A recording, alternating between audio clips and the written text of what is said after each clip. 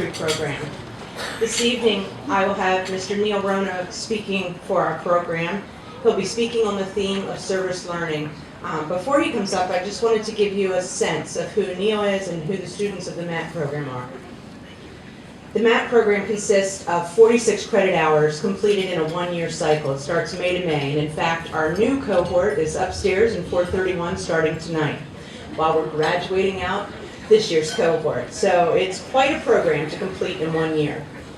But this year, as often happens, I got a brainchild. I had a couple conversations with a couple local folks who said, you know, we've got an awful lot of kids in Washington County that could use a mentor. And it started with a conversation with Angie Sinclair with Lead for Life.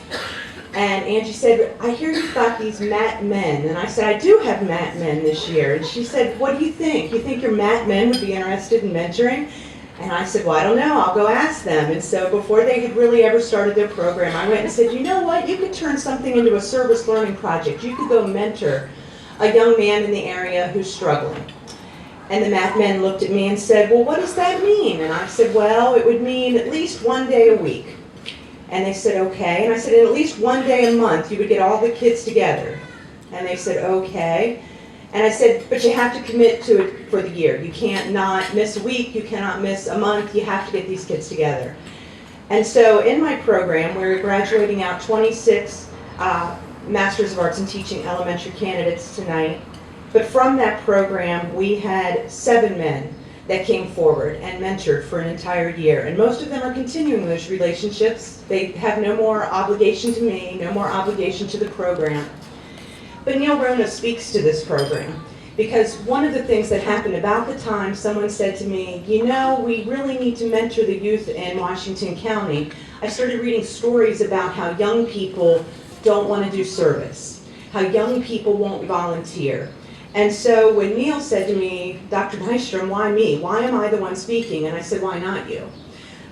Because Neil is a young person who committed to mentoring, continues to commit to his mentoring, and he's actually been named the Washington County Volunteer of the Year.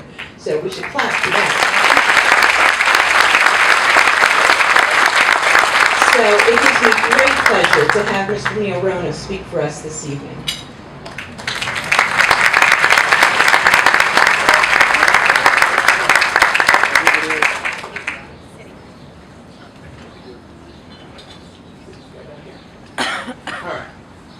Hi, everyone.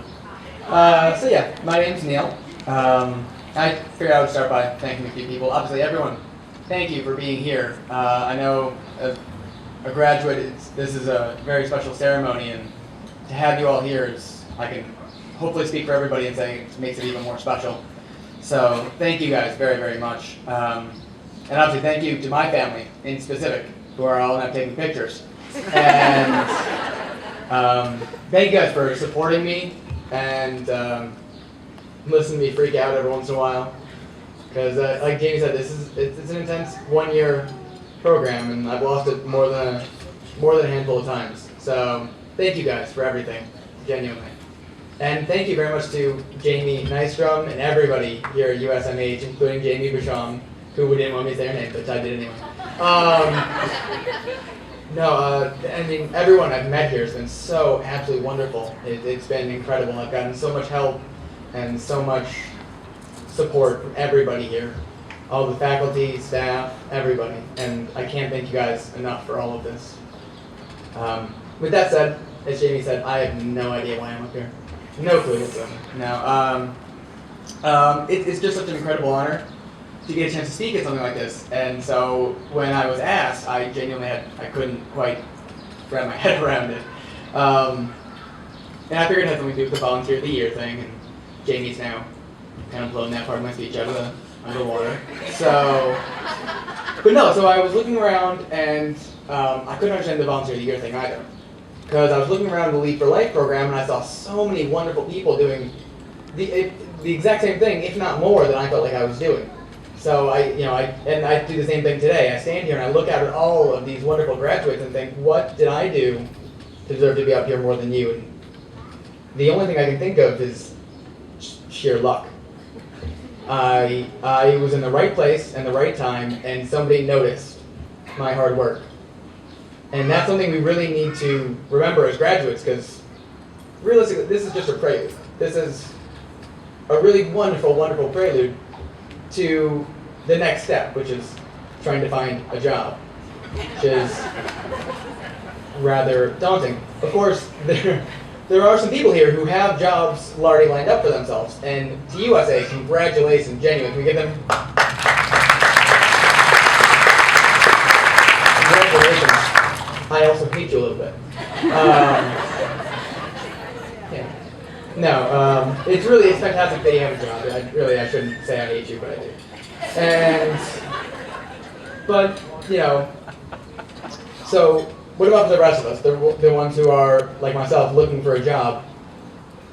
A lot of times we take this, we come to graduation and we take some time, and then we need to figure out what else to do. And we look to family and friends, and we hear things like, you gotta get out and get seen, or you gotta, 80% of success is just showing up, which is completely true, and also rather meaningless to somebody who's graduating, because it's one of those things you just hear, and it goes in one ear and out the other. Like, seriously, I just said those two things, like, gotta get out and get seen. Did anyone have that moment where they went, oh, that's all I gotta do? I got this now, okay, it's cool. Listen, no, of course not. What we really need right now as graduates is active, something we can do.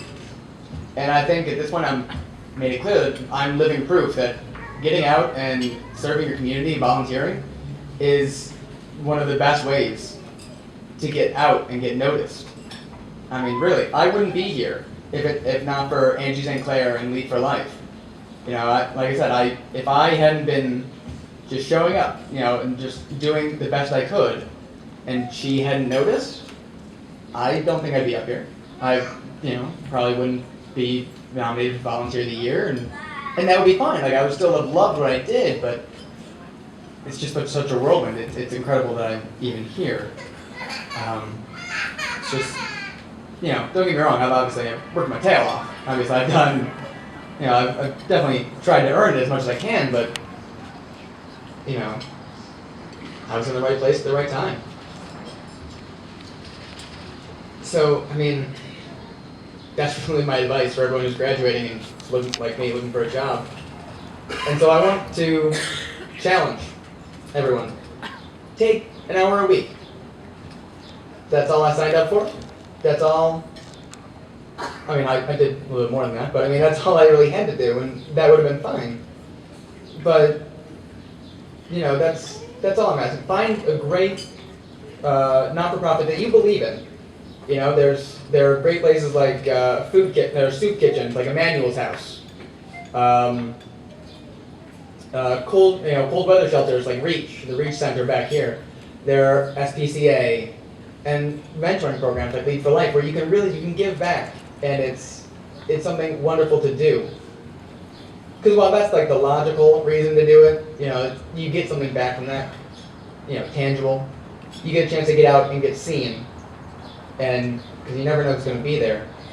But really, the real reason, and you're going to figure this out after a month or so, the real reason you do it is because it's just such a wonderful, wonderful feeling to be out there helping, or at least trying to help. Because I'm not going to lie, I guess I should tell you my story. So, I came into the program, and I didn't know anything about Lead for Life or anything like that. And Jamie and Angie came in and told us about this program, and we said, okay, sure. It's something we can do for graduation. We needed to graduate, so this seemed like a perfectly good way to do it. And, get something done. And I met my mentee, and I thought, okay, this kid's kind of cool, I can do this. I'm going to be a teacher. And so I thought, I'm going to get this kid, I'm going to take his grades from C's to A's. He's already passing, so we're going to make it even better. And he was not as interested in that as I had hoped. So, we battled. We did. There were a lot of really, really frustrating nights when I would come home and think, what did I just do? 'Cause there were literally nights when I tried to institute this 15 minutes of schoolwork the beginning of every time we get together. It's 15 minutes, no big deal. And he literally fought me for an hour. For the entire hour we were together, he fought me like just to get that 15 minutes done. And obviously, you get kicked in the head enough times, you know, and you figure out maybe this isn't exactly what he needs. And it wasn't. All he really needed was someone to be there with him, to hang out, you know, to play video games or to go to the mall or make dinner, have dinner, do anything. You know, he didn't want that kind of help, and that's really what I've learned through the whole process was sometimes you just need to show up and be there. You know, sometimes it's just being in the right place, at the right time for people. So, in the coming weeks, I certainly hope that all of you take an hour, find some time. It's really an incredibly giving, and you get a lot out of it too. So, thank you guys very, very much. Appreciate it.